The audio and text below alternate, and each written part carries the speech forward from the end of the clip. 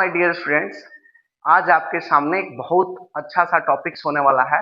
वो है class 12 physics का एक टॉपिक है जिसका नाम है न्यूटन्स फॉर्मूला। इसका नाम आप लोगों ने सुना भी होगा कि न्यूटन्स फॉर्मूला क्या होता है।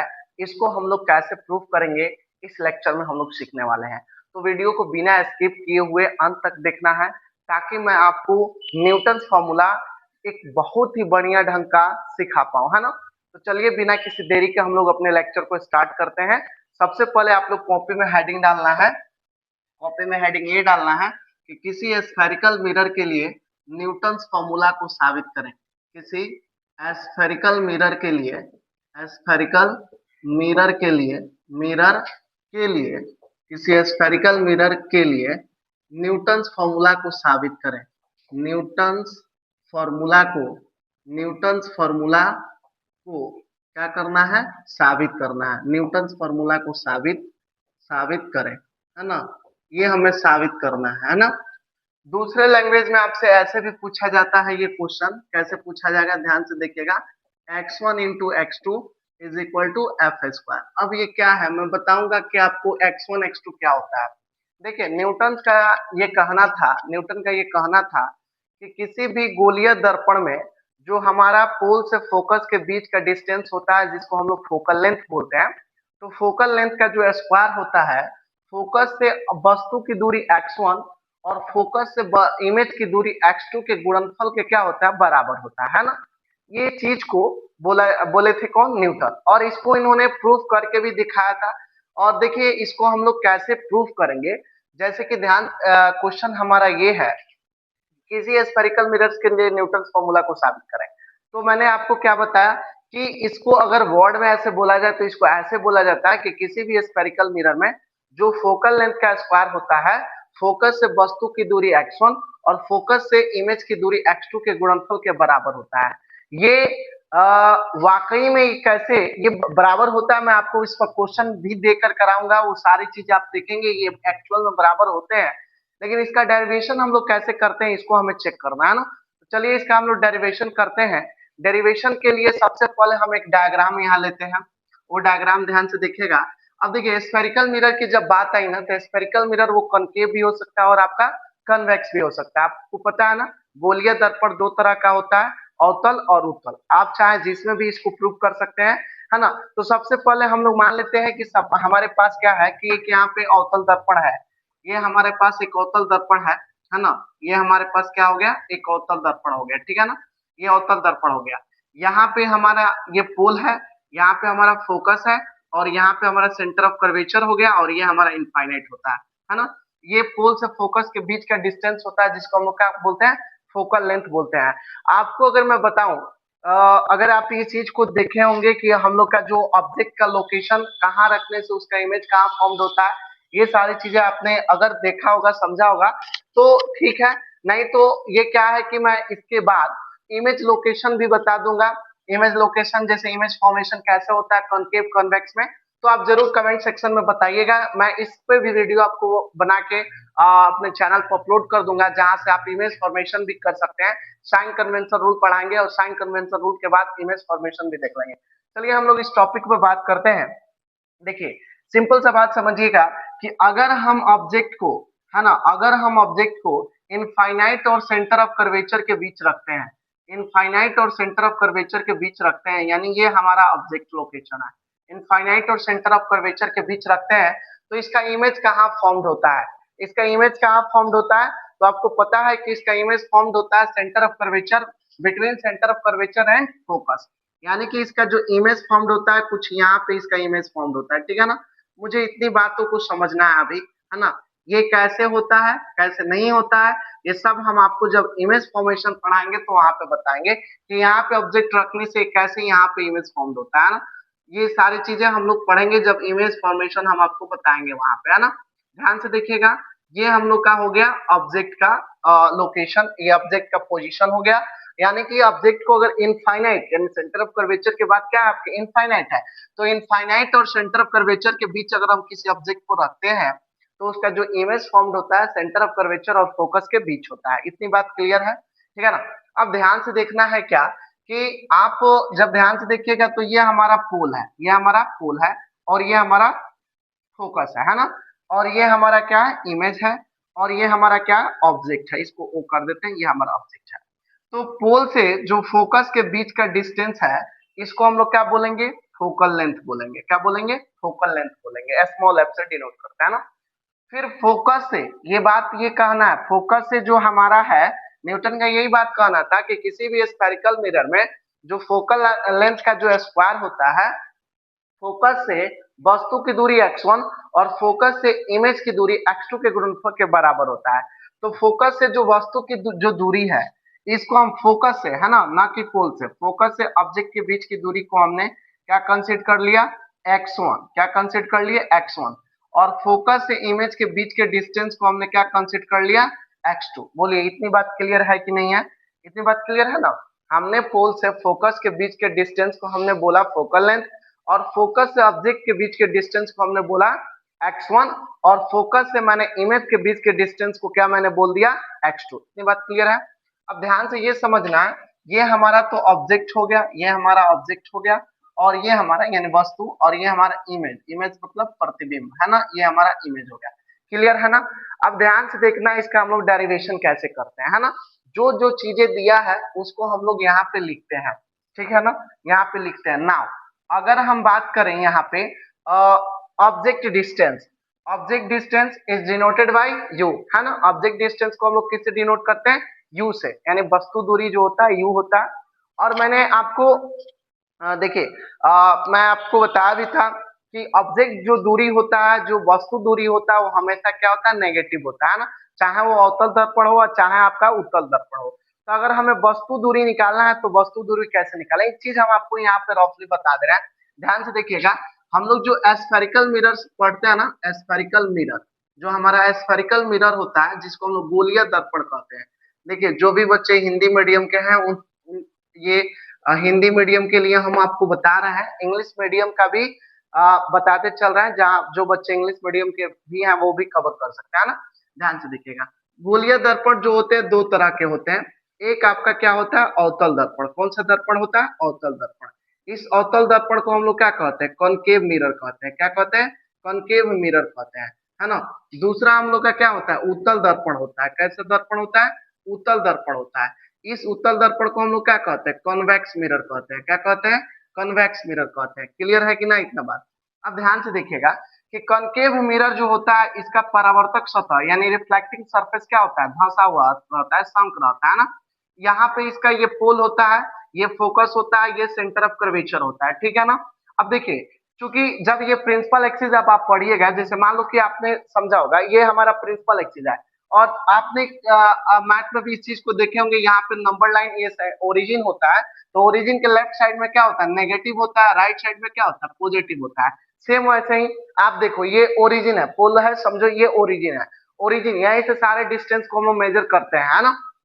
तो अगर पोल से इधर फोकस के बीच का डिस्टेंस देखोगे तो ये क्या होगा, नेगेटिव ही है। और पोल से सेंटर ऑफ कर्वेचर, जिसको हम रेडियस ऑफ कर्वेचर बोलते हैं, ये भी क्या है, नेगेटिव ही है। क्यों, ये क्योंकि ये दोनों ही लेफ्ट साइड है। अब देखो इसका focal length negative, centre of curvature भी नेगेटिव, यानी रेडियस ऑफ कर्वेचर जो कि आर होती है वो भी नेगेटिव है, लेकिन इसका पावर पॉजिटिव होता है। यहाँ पे मैं लिख दे रहा हूँ, फोकल लेंथ क्या होता है, नेगेटिव होता है। फोकल लेंथ क्या हो गया, नेगेटिव। रेडियस ऑफ कर्वेचर क्या होगा, नेगेटिव होगा। जबकि इसका पावर, पावर का फॉर्मूला कितना होता है, -1/f।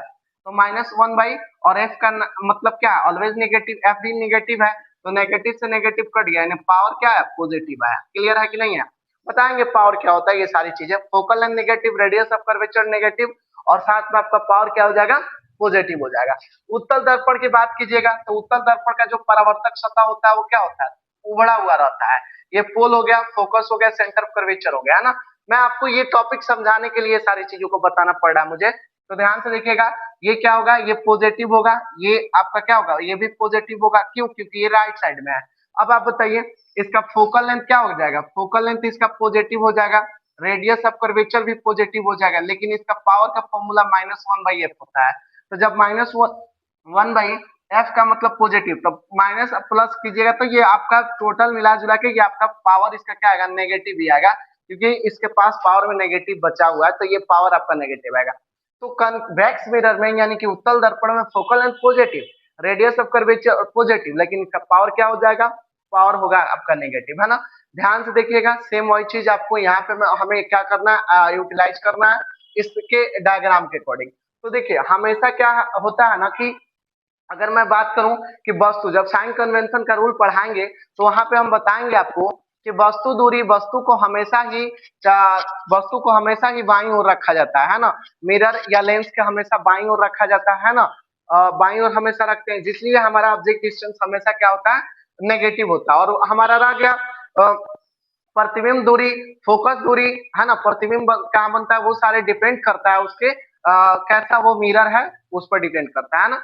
चलिए, तो यहाँ पे हम लोग अगर बात करते हैं हमारा ऑब्जेक्ट डिस्टेंस, तो ऑब्जेक्ट डिस्टेंस हमारा कहाँ क्या होगा, ऑब्जेक्ट डिस्टेंस हमारा क्या होगा, जरा सोचिए। हमारी सारी की सारी डिस्टेंसेज कहाँ से मेजर होंगी, इसके पोल से मेजर होंगी, है ना।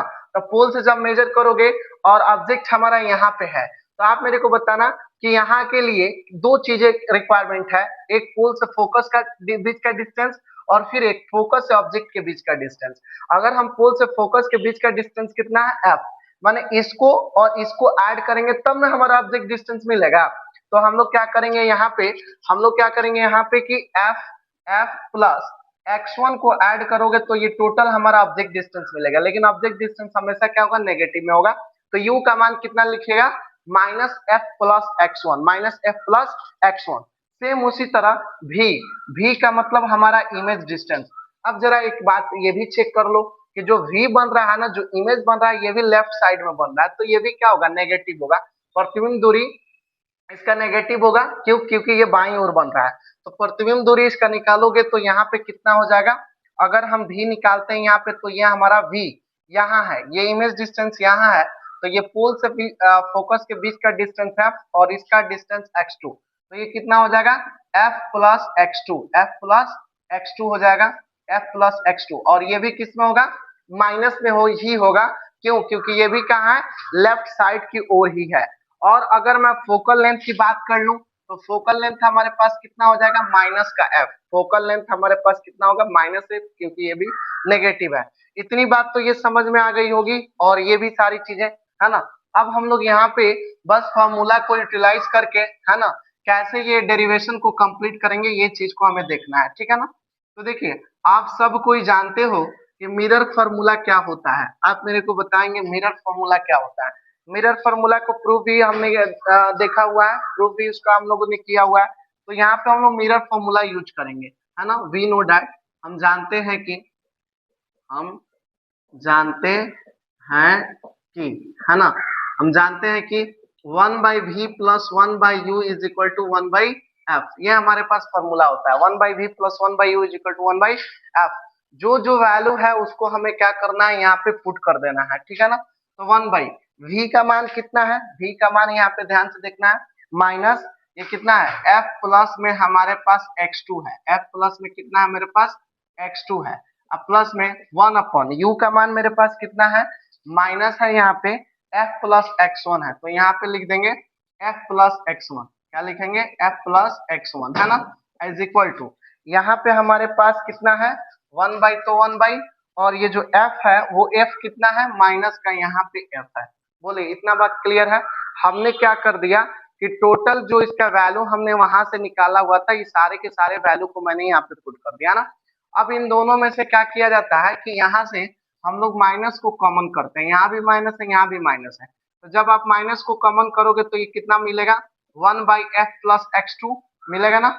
और यहाँ पे आपका ये, जैसे एक चीज अभी इसको ऐसे कर लो, एक स्टेप मैं आपको लिखवा दे रहा हूँ ऐसे, जैसे ध्यान से देखिएगा, ये हो जाएगा -1/f प्लस x2, और ये प्लस माइनस माइनस हो जाएगा 1/f plus x1 is equal to, ये हो जाएगा -1/f, ठीक है ना।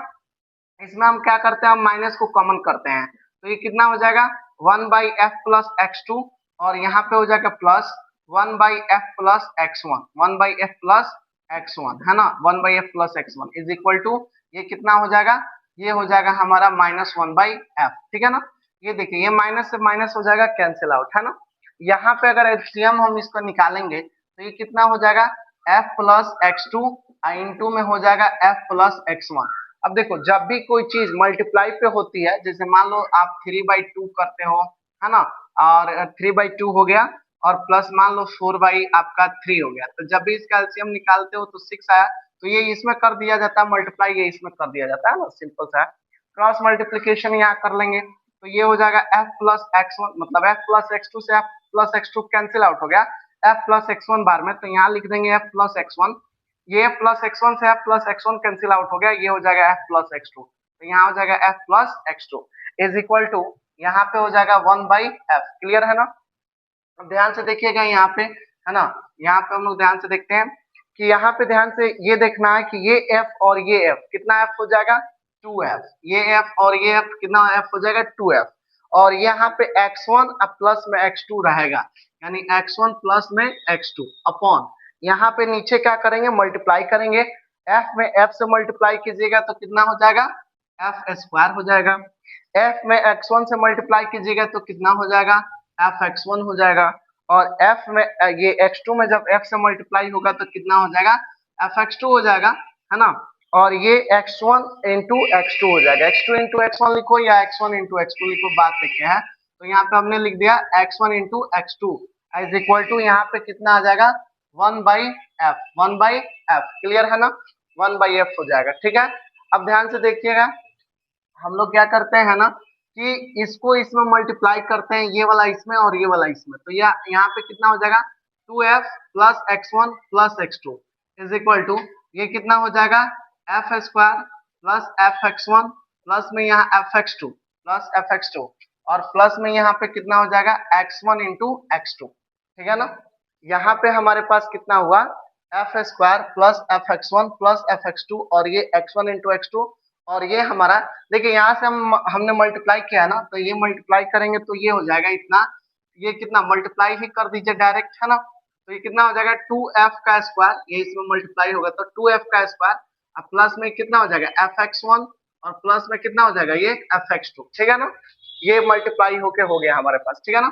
अब ये हम क्या करते हैं, यहाँ पे ये हमारे पास 2f स्क्वायर है, इसको हम इधर बुला लेते हैं तो f स्क्वायर हो जाएगा। ठीक है ना, साथ में ये चीज कुछ हमें देखने को ये मिलेगा, इसको रोकते हैं, जैसे ये देखिए f(x1) और ये f(x2) दोनों तरफ है, खत्म हो जाएगा।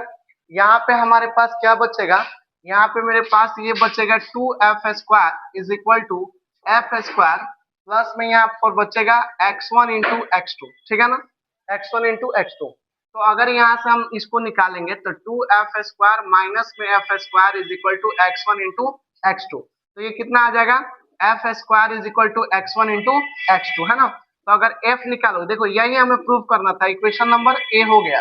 अगर यहाँ से हम f निकालते हैं तो ये हो जाएगा root under x1 into x2, root under x1 into x2, equation number ये हमारा पास क्या हो जाएगा बी हो जाएगा। ठीक है ना, तो देखो यही आपका जो फॉर्मूला आया, यही it is called Newton's formula, है ना, इसी को हम लोग क्या कहते हैं Newton's formula, it is called Newton's formula, Newton's formula, Newton's formula, इसी को हम लोग न्यूटन्स फॉर्मूला बोलते हैं, है ना। जैसे इसमें न्यूटन्स फॉर्मूला में ये कहा गया था कि हमारा किसी भी स्फेरिकल मिरर में जो पोल से फोकस के बीच का डिस्टेंस होता है उसका स्क्वायर, है ना, फोकस से वस्तु की दूरी x1 और फोकस से प्रतिबिंब की दूरी x2 के गुणनफल के बराबर होता है ना, जो कि हमने यहाँ पे इस चीज को प्रूफ किया हुआ है ना।